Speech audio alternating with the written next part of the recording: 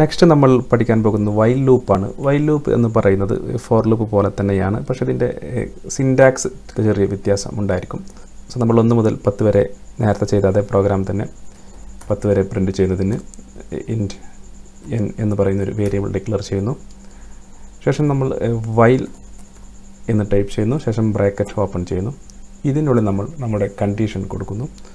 So 1 മുതൽ 10 വരെയാണ് ചെയ്യേണ്ടത്. സോ നമ്മുടെ കണ്ടീഷൻ എന്ന് പറയുന്നത് n <= 10 എന്നോ അല്ലെങ്കിൽ n < 11 എന്നോ കൊടുക്കാം. ആദ്യം ഇത് കണ്ടീഷൻ ചെക്ക് ചെയ്യും. 10ൽ കുറവാണെങ്കിൽ നമുക്ക് ഇവിടെ printf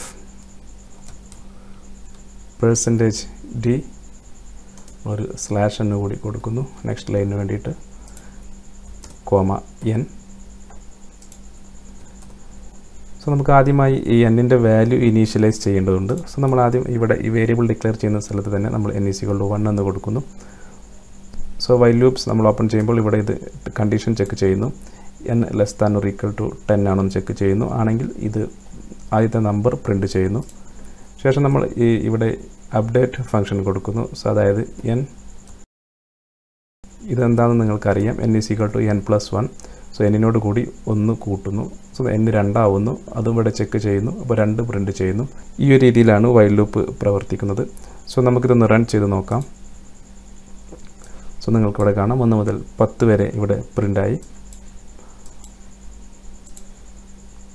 സോ നമുക്ക് ഇതിനുള്ളിൽ വേറെ എന്ത് കൊടുക്കുകയാണെങ്കിലും, ഫോർ എക്സാമ്പിൾ ഞാനിവിടെ ഹലോ വേൾഡ് എന്ന് കൊടുത്തു കഴിഞ്ഞാൽ അത് ഏകദേശം 10 പ്രാവശ്യം പ്രിൻ്റ് ആവും.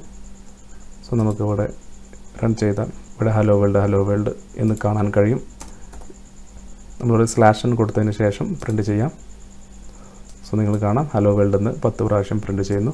സോ നമ്മൾ ഈ വൈലിൻ്റെ ബോഡിക്കുള്ളിൽ എന്താണോ എഴുതുന്നത് അത് നമ്മൾ കൊടുത്ത കണ്ടീഷൻ അനുസരിച്ച് കണ്ടീഷൻ മെറ്റ് ചെയ്യുന്നത് വരെ റൺ ആയിക്കൊണ്ടിരിക്കും. കണ്ടീഷൻ മെറ്റ് ചെയ്ത് കഴിഞ്ഞാൽ അതവിടെ സ്റ്റോപ്പ് ആവുന്നതായിരിക്കും.